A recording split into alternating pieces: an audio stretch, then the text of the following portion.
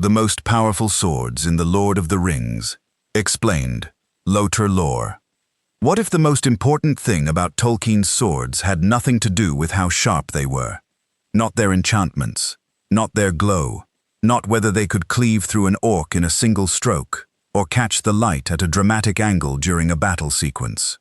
What if the thing that made these blades matter, the thing that gave them weight in Tolkien's world that no film has ever communicated, and no ranked listicle has ever captured, was something much stranger and much more devastating than any of that? This is not speculation pulled from nowhere. This is what the text actually says, when you follow it all the way down.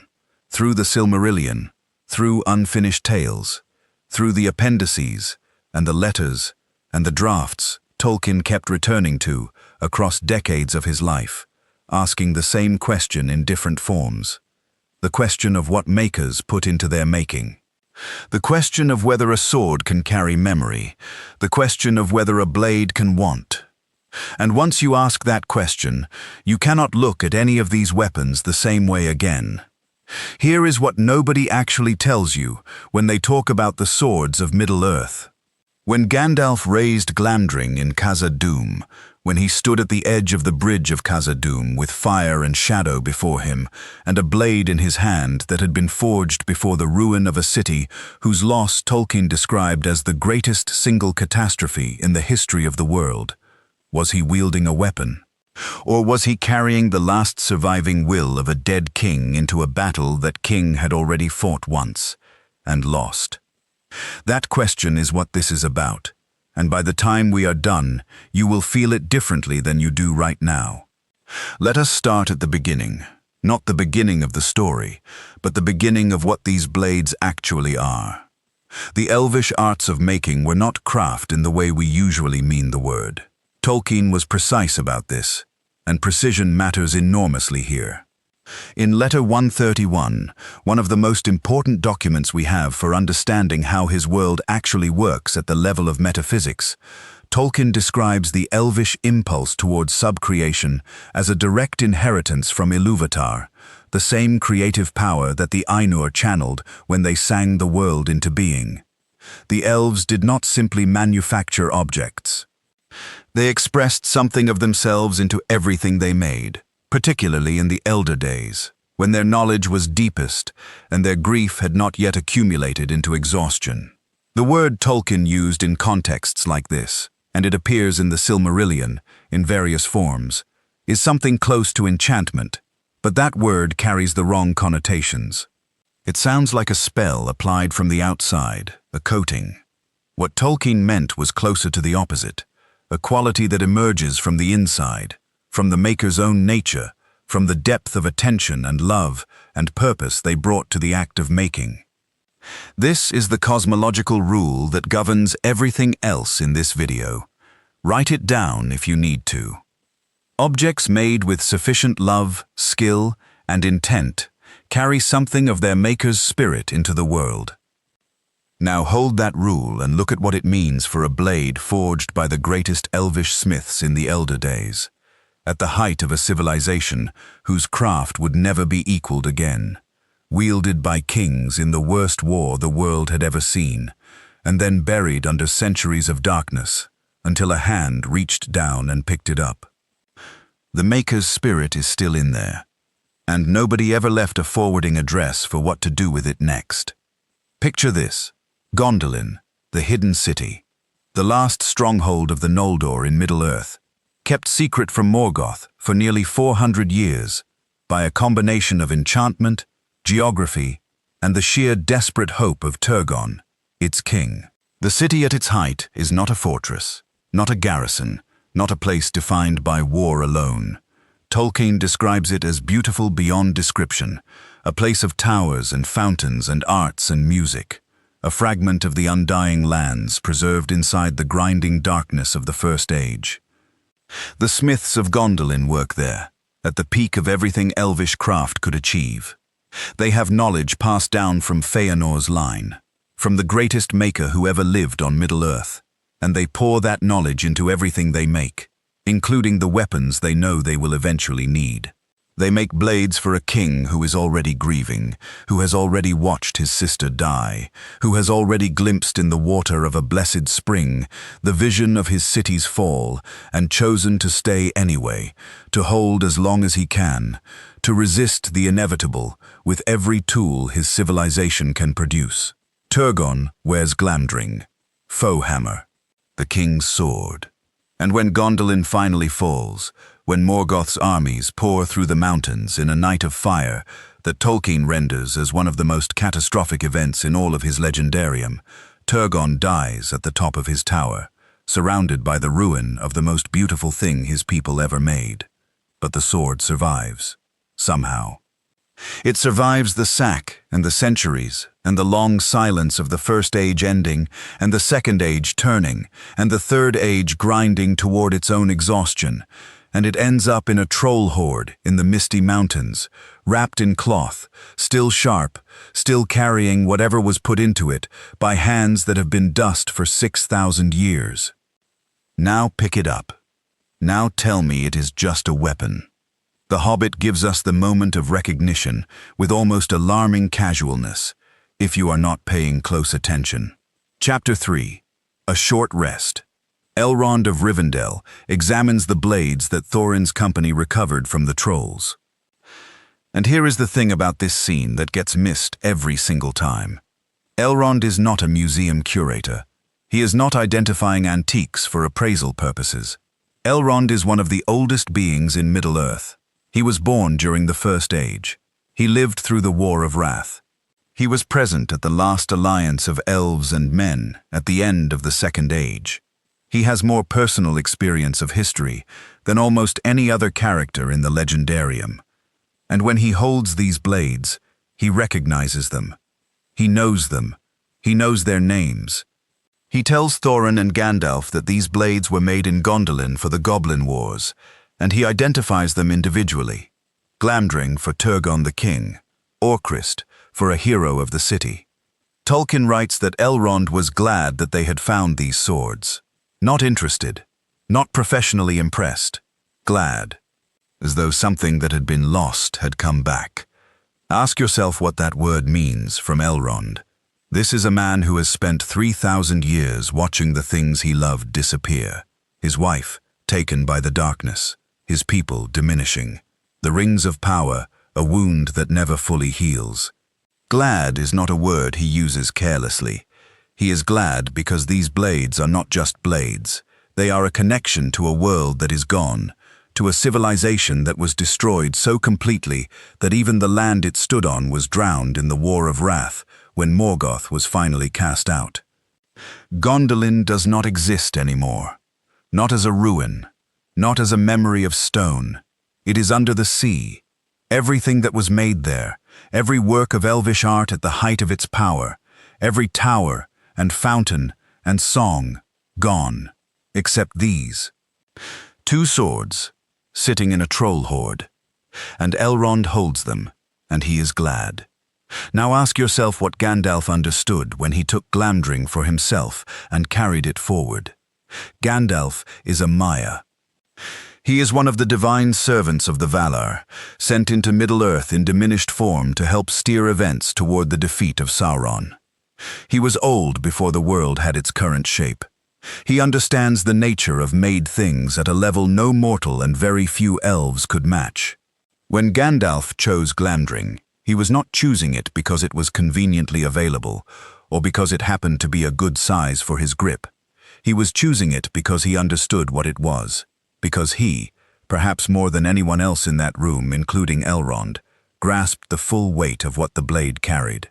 Turgon's blade, made in the most sacred smithcraft the elder days produced, consecrated, in a real sense, by the grief and resistance and ultimate sacrifice of a king who held out against the most powerful evil the world had ever faced until the city burned around him. Glamdring is not just old. It is ancient in a way that carries moral freight.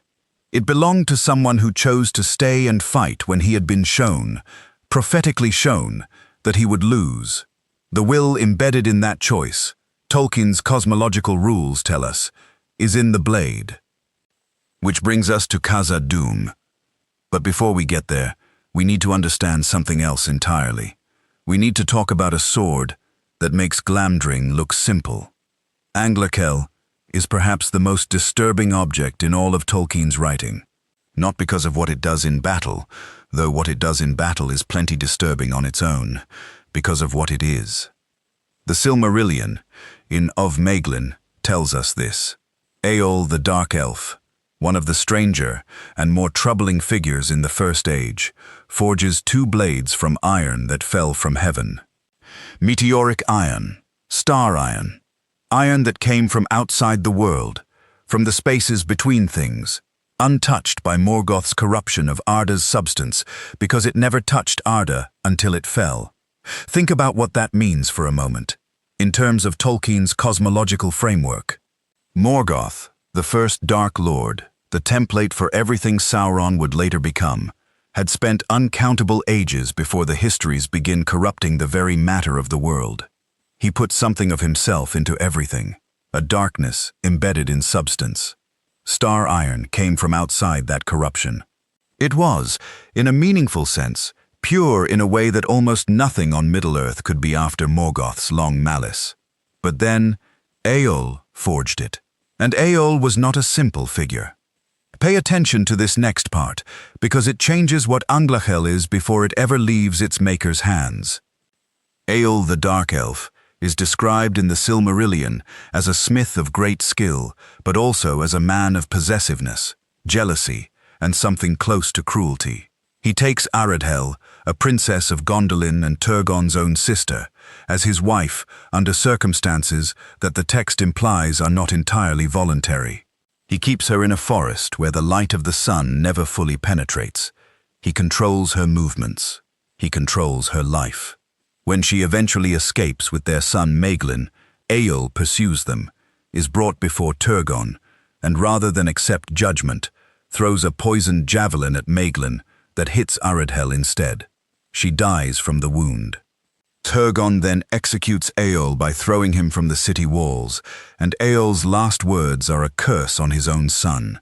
This is the man who made Anguirel, not after a life of peaceful craft, not in a moment of inspired creation. This is someone who, at the very core of his nature, understood possession as love and rage as justice.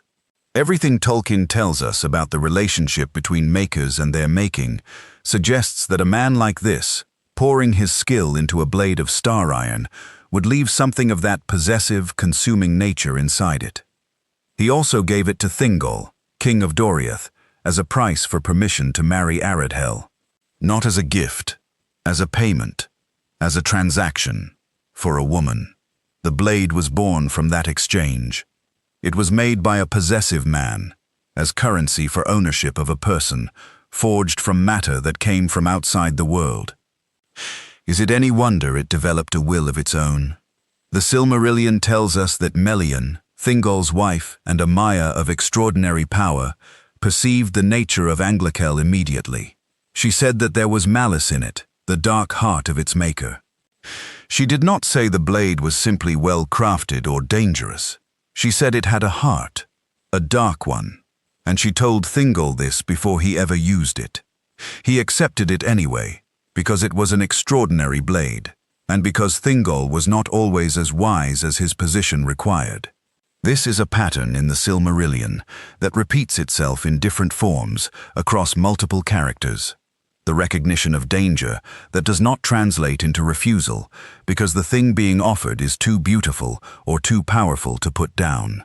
Thingol had been warned. He took the sword anyway. The sword passed through several hands before it reached Turin Turambar, the most tragic figure in all of Tolkien's writing. Turin's story is the longest and in many ways the darkest in the Silmarillion, shaped by a curse laid on his father Hurin by Morgoth, a curse that bends fate itself around Turin and destroys everything he touches. Turin wields Anguirel, renamed Gurthang, which means Iron of Death, and the blade becomes the appropriate instrument of his doom-haunted life. It is in the Turin story that Tolkien does something extraordinary, something that even he seemed almost surprised by in his later drafts. He gives the sword a voice. In the Silmarillion, at the moment of Turin's final despair, when he has accidentally killed his friend and discovered that the woman he loved was his own sister, Turin turns to the blade and asks it to kill him, and the blade answers. Gurthang speaks. It says it will slay him swiftly, and that it is glad to do so, because its former master's blood was on its edge. Tolkien renders this in a style that is deliberately ambiguous about whether this is literal speech or Turin's grief madness, giving voice to the cold weight of the iron in his hand. But the history of Middle-earth, specifically the volume called The War of the Jewels, contains Tolkien's extended drafts on the Turin story. And in those drafts, the sentience of Gurthang is more explicit, returned to repeatedly, worried over, as if Tolkien kept finding this detail essential and not quite willing to commit fully to what it implied. A sword that speaks, a sword that wants, a sword that is glad to kill its wielder because it has been waiting for this. That is the most disturbing object in Tolkien's writing. And the question it raises is not just about Gurthang specifically. It is about what all of these blades might carry. If a blade forged by a dark, possessive man from star iron can develop will and eventually desire death, what does that tell us about the cosmological rules that govern making in this world? What does it tell us about what the smiths of Gondolin, men and elves of extraordinary love and grief and heroic purpose, put into the blades they made for a war they suspected they would lose? The principle is symmetrical. Evil makers investing their darkness can produce objects with dark will. Great makers investing their love and grief and purpose would produce something different, but something equally alive in ways we do not have proper words for. Not malice, something else. Something that a casual hand might not feel at all, but that an old Maya with thousands of years of understanding might recognize the moment he closed his fingers around the hilt. Something like intention still waiting to be fulfilled. Now, Sting. Everyone knows Sting. Bilbo finds it in the same troll hoard as Glamdring and Orcrist, another blade from Gondolin's armory. This one small enough to be a dagger for any elf or man, but perfect size for a hobbit. The films make Sting into a monitoring device, essentially. It glows blue near orcs and goblins. Useful, convenient, dramatically effective during the Mines of Moria sequence. But let us be honest about what the films actually communicate about Sting, which is not much beyond the light. The glow is real, and it is lore accurate, a property Tolkien describes in the text. But the glow is not the interesting thing about Sting. The interesting thing about Sting is where it was made and what was happening in that place when it was made. Gondolin's smiths were working at the peak of Elvish craft during the period when the city was still hidden, still intact, still the most concentrated repository of Noldorin knowledge and skill in Middle-earth. The Noldor had come from Valinor, the undying lands, where they had lived in the direct presence of the Valar, and learned arts of making that no other people on Middle-earth could fully access. Feanor himself, the greatest maker in the history of the elves, and arguably the most gifted craftsman in the history of the world outside of Aule the smith Valar himself, had passed his knowledge to his sons and his people. That knowledge cascaded down through generations. The smiths of Gondolin were not apprentices to Feanor, but they were inheritors of a tradition that began with him, refined over centuries in a protected city, where the whole purpose of the civilization was to survive long enough to resist Morgoth. The blades they made were not made casually. They were made with the full depth of everything those smiths knew, for a war that was already acknowledged to be existential. Picture this, a forge in Gondolin before the fall. The smith knows what is coming. Everyone in the city knows, on some level, because they have been sealed inside their mountain sanctuary for long enough that the outside world feels like a story told around a fire. But the blades keep being made, not because anyone expects to win in the end, because the making itself is an act of resistance, an assertion that beauty and craft still matter even in the shadow of annihilation. Every blade that leaves that forge carries that intention with it. the knowledge that this might be one of the last perfect things ever made, the grief that the world outside is darkening beyond recovery, and the defiance of making it anyway, as beautifully as possible, as though the quality of the work is itself an argument against the darkness. Sting came out of that forge. It is, as the lore says, a blade for the goblin wars, meaning it was made for exactly the kind of enemy it encountered in the mines of Moria and the tunnels of the misty mountains. It was made to find and kill the servants of darkness, and it was made with sufficient craft that it can sense them nearby, the way a compass senses north. Not because a spell was applied, because the makers understood what they were making it for, understood it deeply enough that the understanding went into the metal itself. And when Bilbo Baggins of the Shire, the most unlikely possible person, reached into a troll hoard and pulled it out, he was holding something that had been waiting in the dark for an eligible hand for 6,000 years. The thing is, Tolkien does something quietly extraordinary with Sting. He does not make it a great warrior's weapon. He gives it to the most unheroic character imaginable. Bilbo is not a fighter. He is not a king or a ranger or a wizard. He is a hobbit who likes tea and second breakfasts and hates adventures. And yet the blade fits him. And he uses it to survive, and then he passes it to Frodo, who also is not a warrior, who carries it through the darkness of Moria and into Mordor and to the very edge of the world's fate. Tolkien seems to be making a point about this, deliberately and carefully.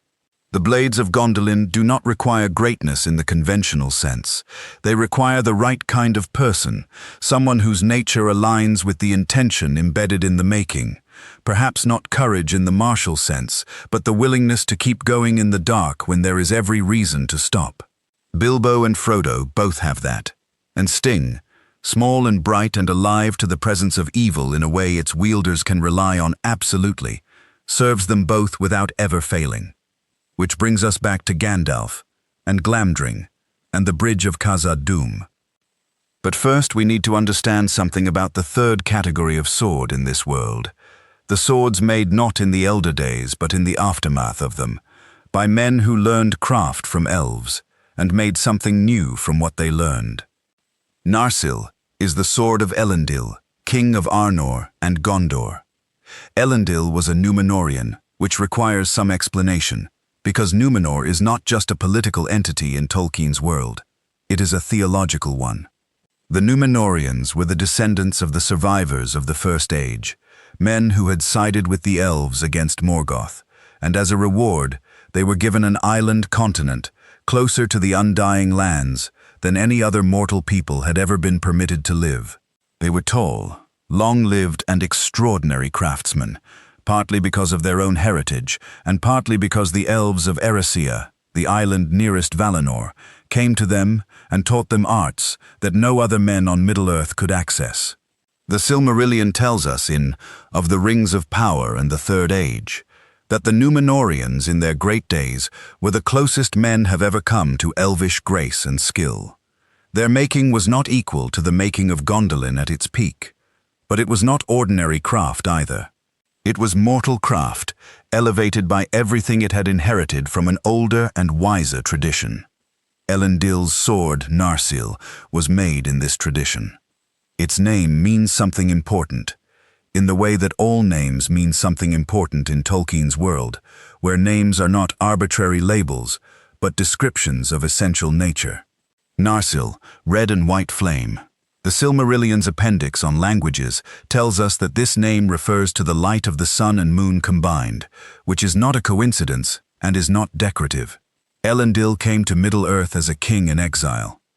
He had survived the drowning of Númenor, the greatest catastrophe to befall men in the history of the world since the fall itself, and he arrived on the coasts of Middle-earth, bearing the shards of his civilization's highest achievement. His sword was named for the light that remained when everything else was drowned. Think about what that means as a burden for a blade to carry. This is not a weapon named for its sharpness or its killing power. It is a weapon named for hope after ruin. The red and white flame, the sun and moon, persisting after the island went under.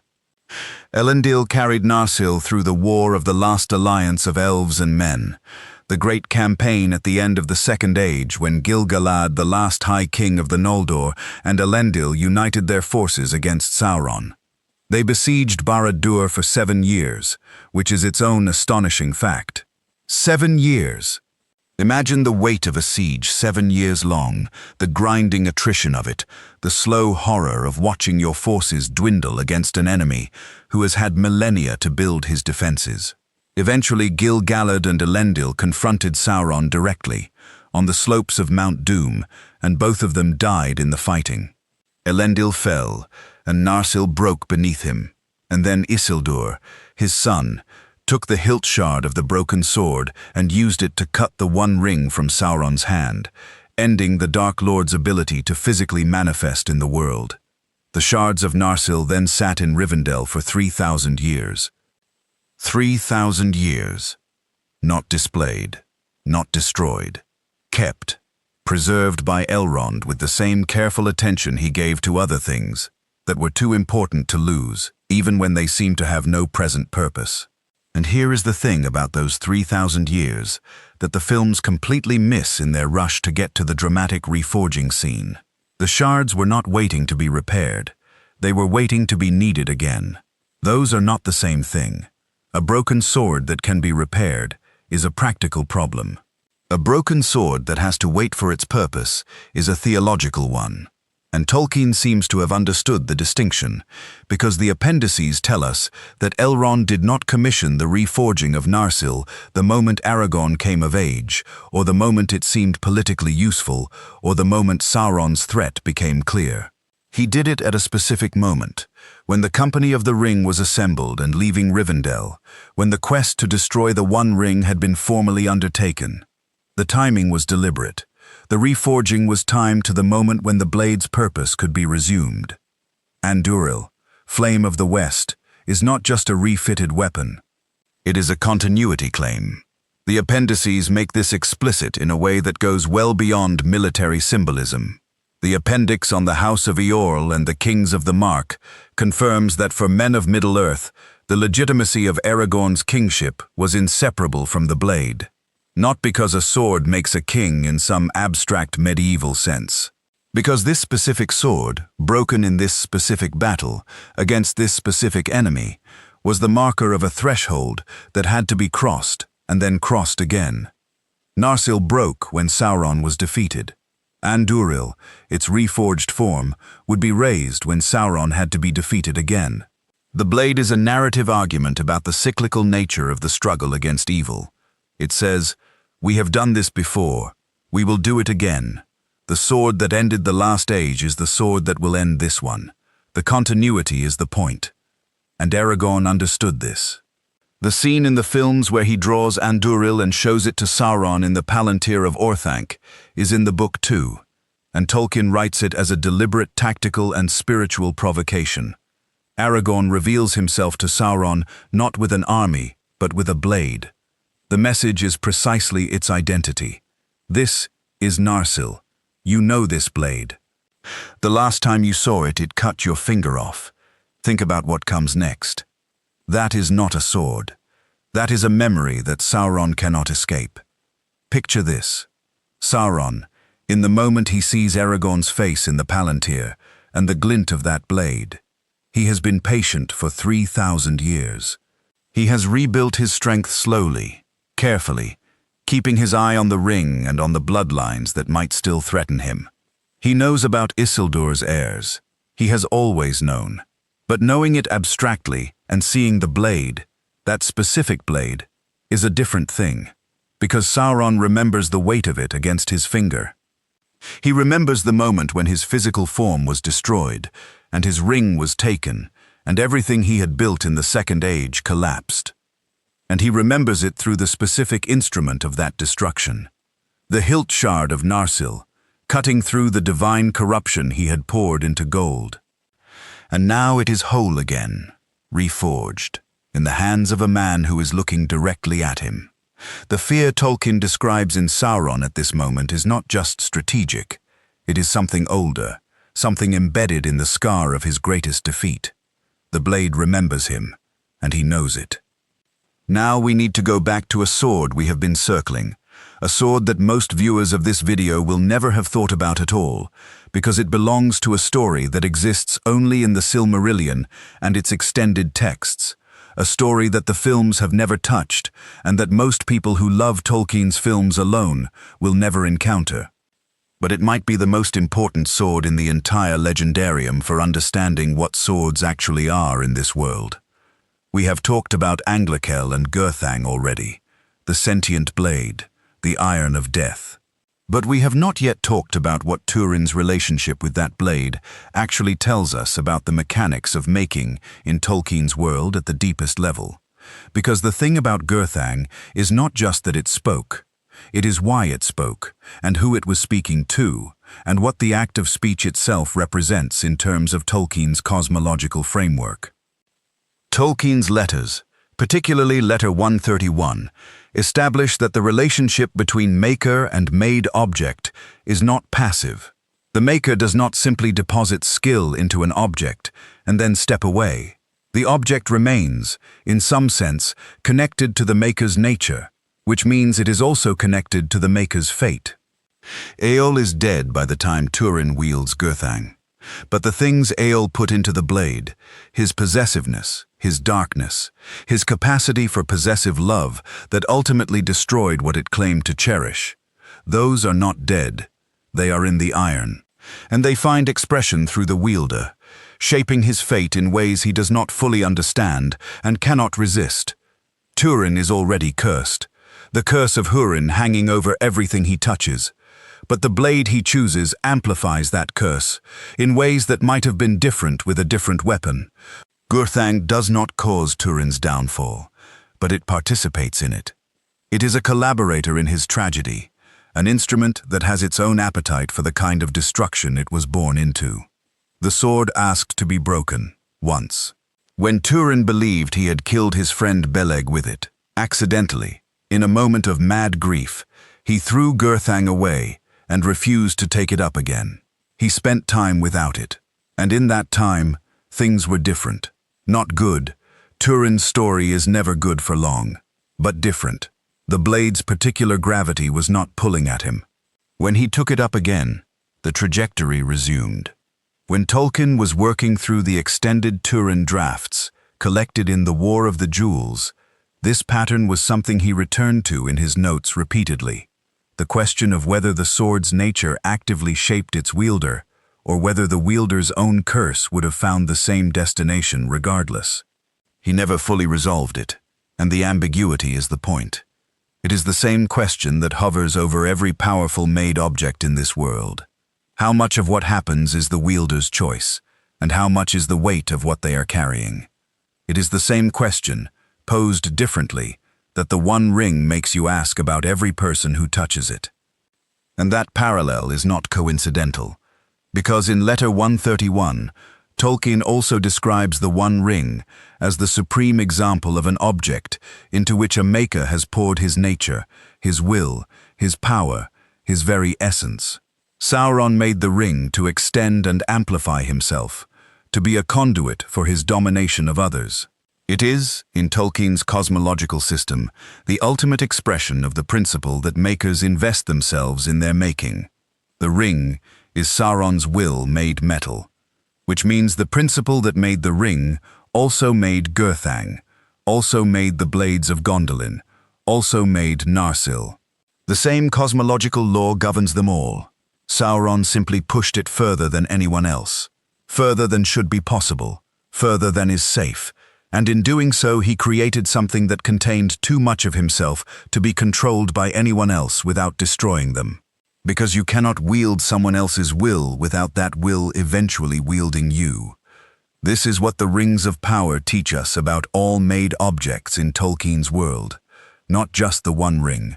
The principle does not stop applying when the ring is destroyed. It is embedded in the metaphysics of making itself. Every object made with great skill and deep intent carries its maker forward into time, past the maker's death, into situations the maker never anticipated, toward purposes the maker may never have intended. Pay attention to this next part, because it is where the argument turns. The blades of the elder days were not made to be wielded in the Third Age. They were made for wars that are over, for enemies that are dead, by civilizations that no longer exist in any form that could be found on a map. Glamdring was made for Turgon's hand, in Turgon's war against Morgoth, and Morgoth was cast out of the world before the Second Age even properly began. Sting was made for Goblin Wars, and the great Goblin kingdoms of the First Age were broken with everything else, when the War of Wrath reshuffled the geography of the world. These blades have been in the world, accumulating years, and silence, and the absence of the purposes they were made for longer than any other objects in Middle-earth, except perhaps the Silmarils and a handful of other things. They have outlasted their makers, their kingdoms, their enemies, and their whole historical context. And then the Third Age arrived, and Sauron rose again, and suddenly there were orcs and goblins and servants of darkness once more, and someone reached into a troll horde and pulled out a knife that immediately began to glow, because after 6,000 years of waiting in the dark, it finally recognized something it was made to face. What does 6,000 years of waiting in the dark do to an intention? That is not a rhetorical question. Think about Anguirel sitting as a sword in Doriath's armory. Think about the years piling up around it, the uses and non-uses, the centuries of being an extraordinary weapon in a forest kingdom that was itself sealed from the rest of the world by Melion's protective enchantment. Think about what the blade absorbed during those years, not just what Eöl put into it, but everything that happened around it, every death, every moment of Thingol's court, the grief of a beautiful place slowly running out of time. And then it goes to Turin and it becomes Gurthang, Iron of Death, and its nature finds its fullest expression in the worst tragedy of the First Age. Was that accumulation part of what the sword became? Did the years in Doriath add something to what Eöl made, the way a river carves stone not through violence but through time? If makers invest their intent, and objects carry that intent forward through time, then every year an object exists without its intended purpose is a year in which that intent is compressing, waiting, not decaying, because these are not things that decay in the ordinary sense.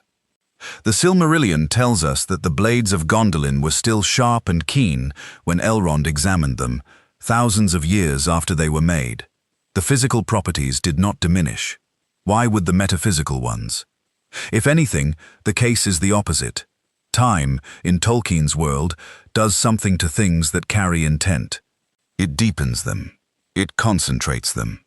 The blade that waited 6,000 years is not the same blade that came out of the forge. It is heavier with waiting. The intention has had thousands of years to settle into the metal, to become inseparable from the substance itself. And then someone picks it up, and all of that compressed waiting finally has somewhere to go. Picture this: Bilbo Baggins, at the end of the unexpected journey, in the dark beneath the misty mountains, with Gollum and a ring, and the sudden realization that he is genuinely going to die down here unless something changes. He has a knife in his hand that he found in a troll cave 2 days ago and has been carrying with no particular plan. He has never used a weapon in his life. He does not know how, but the knife is in his hand, and Gollum is between him and the exit, and the knife is doing something that no tool he has ever held has done. It is telling him, not in words, not in anything he can articulate, but in the way it sits in his grip, in some quality of the metal that he has no vocabulary for, in the way it has been glowing for hours and has not stopped. It is communicating something to him about what it is, and what it can do, and what the moment requires. Bilbo Baggins, who hates adventures, who has been complaining internally about this entire situation since it started, looks at the knife and makes a choice that will change the world. He uses it. He does not slash with it the way a trained fighter would. He moves because the blade is in his hand, and the blade was made for this exact kind of moment 6,000 years ago, and the intention inside it has been waiting for a Bilbo-shaped hole in history to pour itself through. He escapes. He becomes Sting's true owner. He carries it into Mirkwood and uses it against the great spiders, and it saves his life there too. And then he passes it to Frodo, who carries it into the darkness at the heart of the Ring Quest. And Sting does something for Frodo that no other weapon in Middle-earth could have done. It makes the darkness slightly less dark. Not by lighting it up, though it does that too in the presence of orcs, but by being a thing that was made for exactly this situation, made with the full force of Gondolin's grief and resistance and defiant craft, made to carry light into the dark places of the world and to help the person holding it do what has to be done, even when every part of them wants to stop. The most unheroic person in Middle-earth carried the most ancient blade in Middle-earth into the most dangerous place in Middle-earth. And it was not an accident. And it was not luck, and it was not, if we are taking Tolkien's cosmological framework seriously, a coincidence. Now we need to return to a place we began and look at it with everything we now know. Khazad-dûm, the bridge. The Fellowship has been fighting through the mines for days. They are exhausted, grief-stricken from Balin's death, and the ambush at the tomb, pursued by orcs, and something worse than orcs. Something that the orcs themselves seem to fear. Tolkien's description of the Balrog's arrival in the chamber of Mazarbul is one of the great set pieces of the Fellowship of the Ring, rendered in language that begins with shadow and grows into fire, and finally resolves into a presence that is older than anything else in the mines, older than the dwarves who dug them, older than the kingdom they built around this darkness they did not know was here. The Balrog is a Maya, a divine servant of Ilúvatar, corrupted into the service of Morgoth in the earliest ages of the world. It has been here since the Second Age, sealed in the dark beneath the roots of the mountains, and now it rises, wreathed in fire and shadow, and drives the Fellowship to the bridge. And on the bridge, Gandalf stands. Gandalf is also a Maya. That matters here, because it means what happens on the bridge is not a man fighting a monster. It is a divine servant of the Valar, facing a corrupted divine servant of the Valar. Two beings whose original nature predates the physical world, who know each other in a way that nothing in the Third Age could fully comprehend. The Balrog knows what Gandalf is. Gandalf knows what the Balrog is. They have been in the world since before the sun existed, since before the mountains were raised, since before men or elves or dwarves or hobbits drew breath. This is a confrontation between geological forces wearing temporary shapes. And in one hand, Gandalf holds Glamdring, Foehammer, Turgon's blade. Now ask the question again, but with everything we now know behind it. Turgon held against Morgoth as long as any elf ever held against anything. He chose to stay in Gondolin when he had been shown he would lose. He made the decision, in full knowledge of the prophecy of doom, to resist anyway, as long as his city and his people could be protected. His smiths made Glamdring in that spirit of defiant resistance in the face of certain eventual defeat. The blade carries that intention, 6,000 years compressed into steel, the will of a king who chose to stand, even knowing how it ended. And now Gandalf is standing on a bridge above an abyss, facing a creature of Morgoth's making, the same power that destroyed Gondolin, the same darkness that proved Turgon right about how it would end, and he has Turgon's sword in his hand. You shall not pass. Is that Gandalf speaking? Yes, of course. But is it only Gandalf speaking? You cannot answer that question with certainty.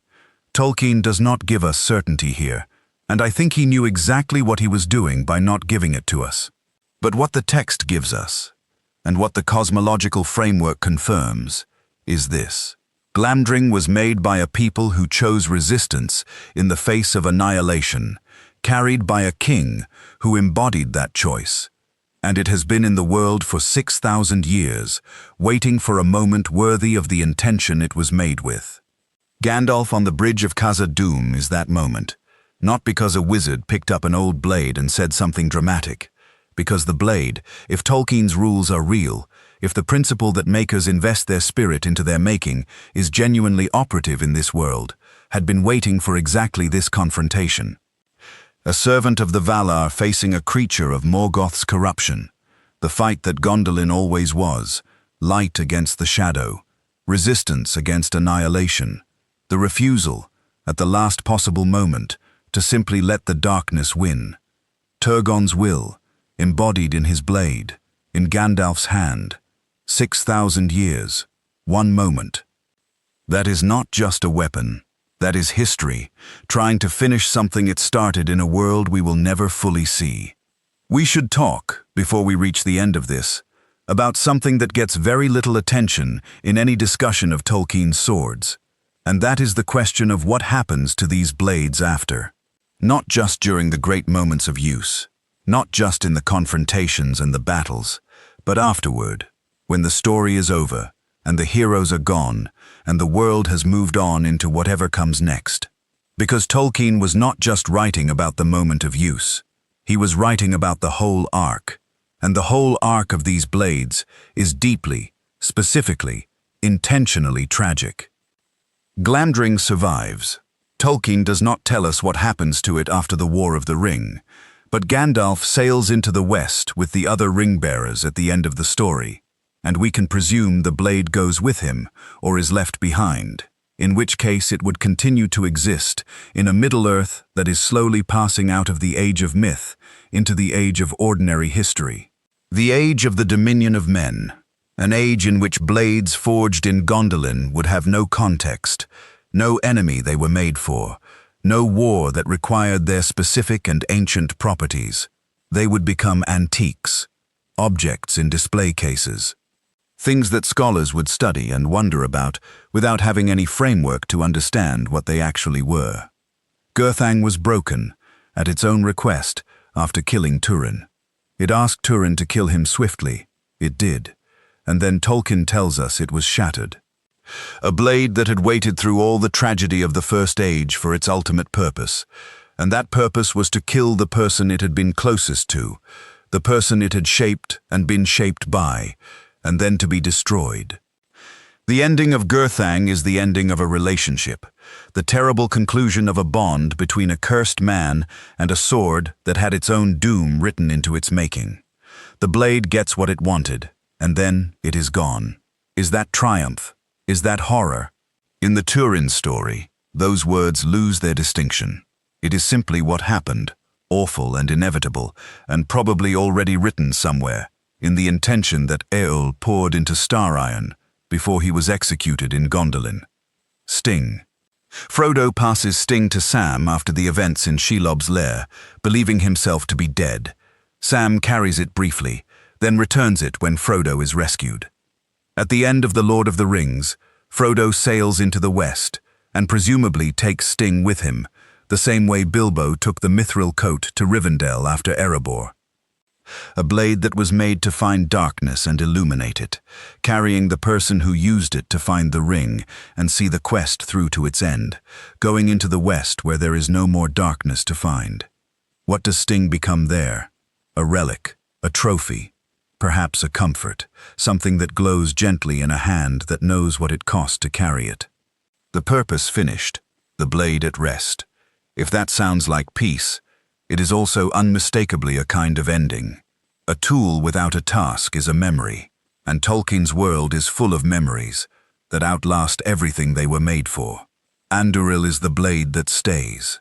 Aragorn becomes king, and Anguirel remains at his hip, and the restoration it embodies is completed.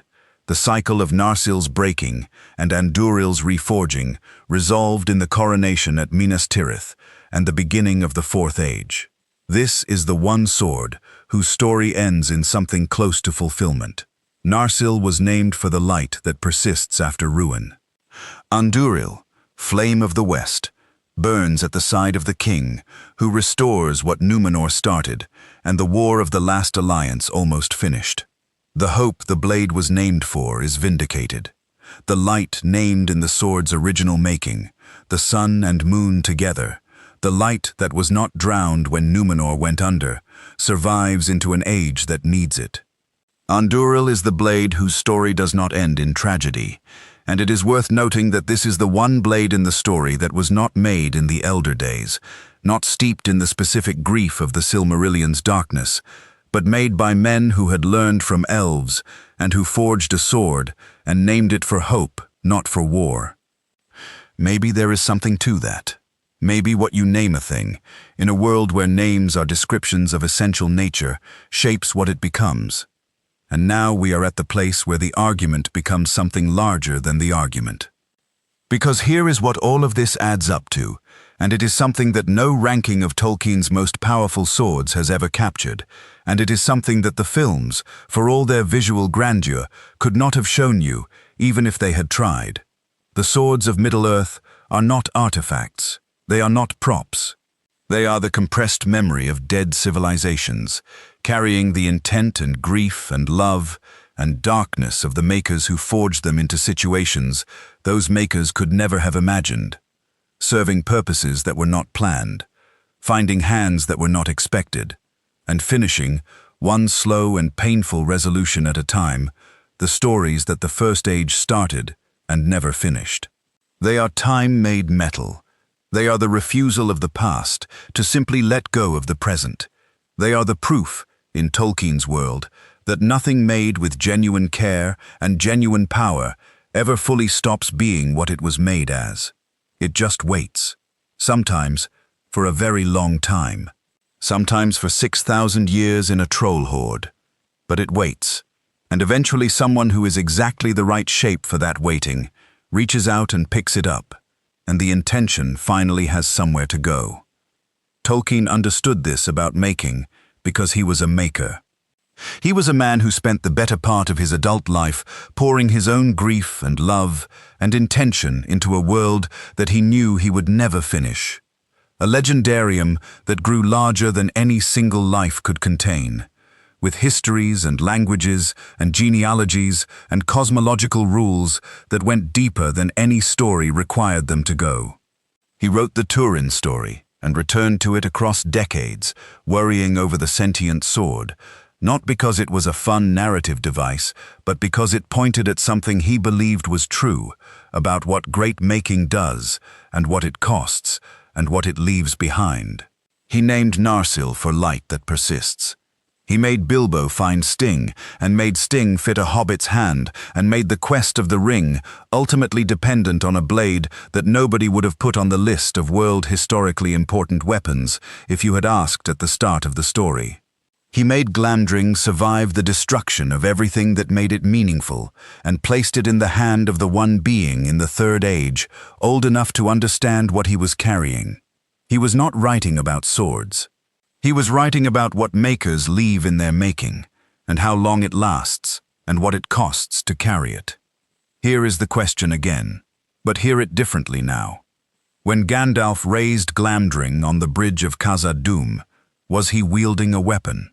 Or was something else happening in that moment? Something the text gives us every reason to suspect, and no clean way to confirm.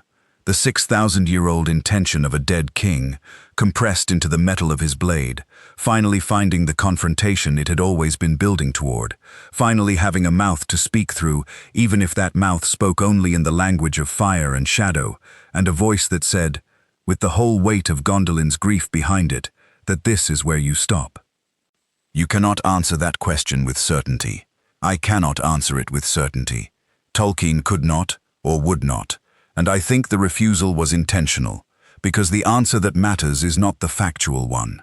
The answer that matters is the feeling the question leaves in you when you have followed it all the way down. The feeling that the greatest weapons in this world are not great because of what they can cut. They are great because of what they remember, because of who made them, in what grief, in what defiance, with what love. Because of what it means that they outlasted everything that made them, and kept their edge in the dark, and waited for the moment when they would finally be needed again. That is what Tolkien's swords are. That is what nobody tells you. If this hit you the way it hit me the first time I followed this argument all the way down, I want to hear from you in the comments. Tell me which of these blades sits heaviest with you. Tell me whether you think Glamdring carried something of Turgon's will into that darkness, or whether I am drawing too long a line between the text and its implications. This is the kind of conversation I built this channel for, the place where close reading becomes something that feels true about the world, not just about a story. If you want more of this, more of the deeper lore that the films passed over and the casual readings miss, then stay here. There is so much more in this world that nobody has told you yet.